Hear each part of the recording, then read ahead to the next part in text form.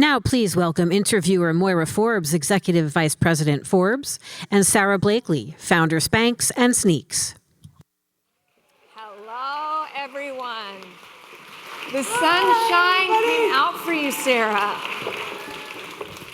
We also decided we would twin today in terms of colors, We're channeling footwear, divine feminine. We plan these things far in advance. Well, Sara, I don't think there's anyone who better exemplifies the entrepreneurial spirit that drives so many women today, but also the ways in which women are paying that power forward than you. And I'll say at Forbes, I feel really lucky because we've had a front row seat to your journey. I think back to, in 2001 was the first article that we did on Spanx when you were filing your patent and going head to head with a potential competitor. And in 2012, Sara was our cover woman on our billionaires list. Youngest female self-made billionaire. Only 10 self-made women were on this list. Fast forward to today, you're the founder of Sneex. You're doing so many different projects. So if you were to have I have a story about, you just reminded me, I forgot that I was in Forbes in 2001, which was, I was running Spanx out of my apartment in Atlanta. I had semi-trucks pulling up with boxes of Spanx in this neighborhood, and they'd drop them off at my apartment, and a lot of times they'd leave them in front of the front door, and then I'd have to go knock on the neighbors and say, can you help me move the boxes so I can get into my house? And packing and shipping, and I had been trying to get on QVC, which was interesting because Spanx was sold at Neiman Marcus and Bergdorf and all the very high-end retailers, and I wanted to be on QVC, and I had several people say, Sara, don't do that, you'll kill your brand if you do that. And I said, no, I'm not gonna discount my price. They said everyone discounts their price on QVC. That's what I learned what the V in QVC meant. When I met with them, the guy was like, do you know what the V stands for? And I'm like, Victor? Did Victor start this company? He was like, value. And I said, well, I remember I talked to them about, well, you don't have a lot of products that are also sold at Neiman Marcus. And I saw QVC as an entrepreneur without a lot of money as my free ad. And I knew if I could be the one on camera explaining what this product was, that it would be helpful. Where Forbes played in is I had been calling them and calling them and calling them, and they would not take me. They were not willing to put me on air. And then the Forbes article ran, and I got a phone call out of the blue after being rejected for like over a year, and they said, we're gonna give Spanx a chance. And I said, to the same buyer who'd been saying no to me, and I said, really, why the change of heart? And she said, my boss saw the Forbes article. And I was like, well, she had a very smart boss then. So thank you. You got my foot in the door at QVC. But it's 25 years and this extraordinary journey. And I'd be curious if Forbes was writing a headline about you today, what would that headline be?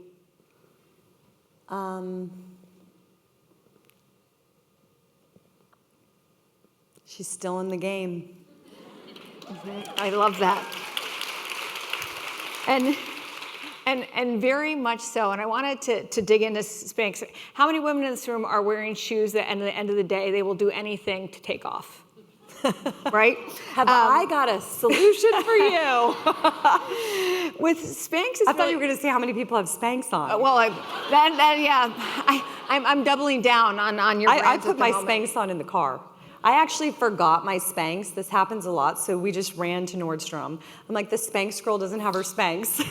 And I bought the Spanx, and I put them on the back seat of the car on the way here. I love which that. Which is very interesting. Yes, I was going to say. I don't know if anyone's ever done that. Yeah, I don't think you would want to see that happen this morning. It's kind of an art. It is an art, but it is something where you created an entirely new category. And it's so interesting with Sneex, you're going into one of the most established categories. What did launching Sneex and Spanx, I think, really teach you about what it is to look at these industries still with outdated assumptions and outdated ways of reaching and meeting the needs of female consumers? Well, for me, everything starts with a problem, and it's usually a problem that I'm experiencing. I couldn't find a solution of what to wear under white pants. I got frustrated with the undergarment options. And then with Sneex, obviously, high heels are very uncomfortable and have been for like hundreds of years. And I really wanted to take a new, fresh approach at that. I think it's interesting that both of the industries that I decided to go in and try to disrupt were really kind of on the decline. Like a lot of people, I think, chase what's the hot trend, where's everything happening right now, and want to throw their hat in the ring there. I'm curious about industries that are dying or not doing well and why. And I think it was so clear that they just weren't listening to the consumer. The consumer's needs had changed. Girdles were not functional. They were hot and weren't working. So for me to come along, all I did was take a material that had already been around for a long time with pantyhose, and I said, that's what the undergarment needs to be made out of, because it's like second skin, and it's more breathable, and it's not hot and bulky. But the industry was on a double-digit decline. Like no one was wearing pantyhose anymore, and the factories, but it made it also less competition for me to be going into a space that everybody was exiting, and really able to see the why it's being like not successful, and turn it on its head. And right now, like people stopped wearing high heels a lot of the times, right? So I think if I was in a business class, somewhere, someone would probably say that's the last place you should be going. But I'm like, no, that's kind of the first place I want to go, because why? And it's so clear to me. I mean, men have been making our high heels since like the 1500s, and they haven't cared about how we feel. Like, really don't care. And I always ask for signs when I do things, especially if I make big decisions in my life. I always ask the universe for a sign. And I'd been saying publicly for 10 years, someone would say, what's next for Sara Blakely? And I'd always say, I just want to invent a comfortable high heel and then retire. And I'd laugh. And after lobbing that out for 10 years to the universe and no one did it, I one day was like, universe, am I supposed to do this? Is this why it hasn't happened yet? Give me a sign if I am the one who's supposed to do this. And 2 days later, I turned on the Gayle King in the morning. I was running out the door to Spanx, and she was interviewing a shoe designer, which was really already weird for hard news, right? I was like, this is a little unusual, and I just asked for the sign. And Gayle says to the shoe designer on live television, you can Google it, your shoe, she takes the shoe off, she holds it up, she goes, your shoe is a work of art, but I gotta say, by the end of the day, I could be crippled. And I'm a product person who cares so deeply about how you feel. Like truly, I care very much about how a woman feels and how we're moving through life. And I'm expecting this designer to go, I know, we're working on it. And he looked at Gayle on TV and he goes, I do not want my shoes to be comfortable. And her mouth was like, and my mouth was like, and then he said, in fact, if someone says my shoes are comfortable, I take it as an insult. And that is the industry. It's very draconian. It took me 10 years. I flew over to Spain. I ultimately just moved the factory to Italy. And it's been fascinating that all these years later, because I started Spanx in 2000, starting Sneex, I got just as much rejection. Nobody wanted to help me make it. I got fired by like 3 factories after working with them for 6 months, one for 8 months. They're like, it's too challenging. The luxury shoe industry is fascinating how it's done. It's like really not functional. And either shoe companies were like, we make luxury heels or we make a sneaker. No one was making both. And I set out to make a classic pump. That was my vision. I wanted it to, my first mandate, my creative mandate was, in my mind, I wanted it to look exactly like our high heels, exactly what we're wearing, but exponentially more comfortable. And I took 2 women off the bra team at Spanx, because bras are pretty technical, and I like working with people who have no idea how something's supposed to be done. And so the 3 of us had never made shoes before, and we started making it. And 4 years, Moira, into it, I pulled the plug. And I remember looking at the girls and I said, we didn't get it over the finish line. We've really tried. And they were crying and they said, Sara, we like these heels better than any other heel. And I said, I agree, but it's not exponentially better. And I really believe if you're going to start a company or go into a new category, your product should be 10x better than what's already out there. So I have this sort of 10x idea in my mind, and it wasn't exponential enough. So as I was leaving the factory, I just looked at the factory owner and I was like, why has this been so hard? Like, I just want my high heel to feel as comfortable as my sneaker.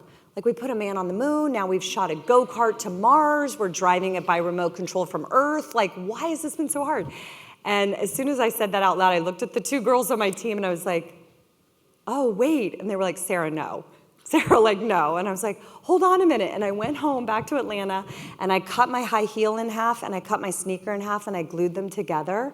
And I walked around my house for 3 days in that shoe, mostly in my pajamas. And my kids were like really young, going, what is mom doing? And I was just daydreaming, like, could this even work? Could I take sneaker properties? But that's the interesting thing about innovation. This is not what I set out to make, but I pivoted and kind of let the goal of the world's most comfortable high heel dictate what it was going to end up being. I'm so struck in terms of the similarities of the experiences. You said you still face the same rejection. I think most of us are really surprised by that, sort of given what you've built, your brand, your reputation, and the fact that you sort of physically made the product for yourself in the same way you did with Spanx, just sort of getting into the weed of it. Was there anything, though, that you had to learn or unlearn through this process of going into a different category, a different stage in life? Anything I had to learn or unlearn from Spanx moving into this? In terms of just the difference, what the differences were in terms of that type of entrepreneurial journey, what stayed the same and what felt new and different? I mean, one of the biggest differences is I had children. So I didn't have children when I started Spanx. And really, when I made a pro and con column for creating this, having children watch me start something was a big reason why I did Sneex. Because my children didn't get to see me start Spanx. They didn't see the grind. They're kind of seeing the aftermath of Spanx. And so seeing the ups and downs and me, working so hard and getting rejected, that was really important to me for them to see. I mean, everything's different. When I started Spanx, like the internet was just becoming a thing. It was like, are you going to sell on www. I'm like, I don't know, maybe. Like, okay, let's try this. I mean, so everything was so different. And it's fascinating to me now because I stood in department stores for 7 hours a day for years selling Spanx for the department stores. And so to launch Sneex and digitally, it's kind of out there very quickly.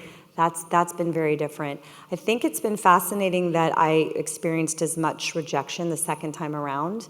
I think that it was, what was different was the first time around, the rejection felt more expected, and this time around it didn't, so it was more humbling. How did you react to that? Do you know who I am? No, I'm kidding. They did not care. I cried. I cried and I got frustrated and I started and stopped the process many times. But ultimately, my goal was, like, I just want this product for myself. And if I want it for myself, there's going to be other women out there that feel good in this. And that's really what I love. I love to make women feel good. I love to make them feel good.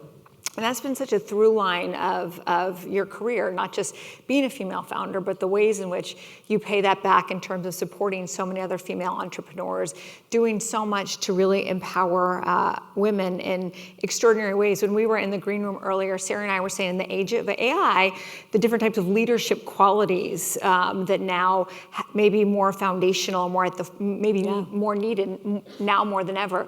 Can you share what you talk about in terms of the divine feminine rising and why you were allowed to take that leadership approach in building Spanx? Yeah, we were talking about it. I feel business is a male construct, okay? Men created business. They defined what it is. They defined what success looks like. They made all the rules. There were not women at all involved in the creation of business and what business is and how it runs. We have only really been allowed to play in this arena in a meaningful way in like the last 30 years, 35 years, not that long. And the feminine has been very squashed in this construct. The feminine was made to look as a weakness. It was even the men, because I think masculine and feminine is energy. It doesn't have to just be gender. So I even think the men in the workplace were meant to suppress the feminine because it was made to seem as a weakness. I saw the feminine as a superpower. And when I started Spanx, 2 guys came up to me in Atlanta. They saw me in the paper, the AJC, and they said, Sara, we read that you invented something. And I said, yes, I'm so excited. I was 29 years old. And they go, yeah, good luck. Business is war. And the guy pat me on the shoulder, and the other guy started laughing. He goes, yep, business is war. I hope you're ready to go to war. And I went home to my apartment. I sat on the floor, and I was like, I don't want to go to war. Why would I want to go to war? And I just made this conscious decision. I'm going to do this very differently. I'm going to honor my intuition. I'm going to be kind. I'm going to try to solve problems for people out there and make their life better, and not try to annihilate the competition and focus. Like, I never even paid any attention to my competition. I just paid attention to my consumer. And I feel really proud of that, because I felt like I was sort of being a case study that, like, how will this turn out? I didn't even know if it was going to work. But I always choose, my whole journey, I chose intuition over data. And I was saying, I used a lot of vulnerability as a leader and also as the face of the brand. I mean, I went and took a photograph, you guys, of myself in and out of Spanx in white pants. And in the before picture, it was not pretty. There was like cellulite and a panty line, and I'd stand there with a laminated picture of my own butt and be like, this is me. And everyone's like, huh. And I remember Pete Nordstrom, after a morning meeting, he came over to me, he's like, is there anyone else in the company that could be your before picture? Does it have to be you? And I'm like, it should be me. I'm like, this is the reason that I'm connecting with the consumer.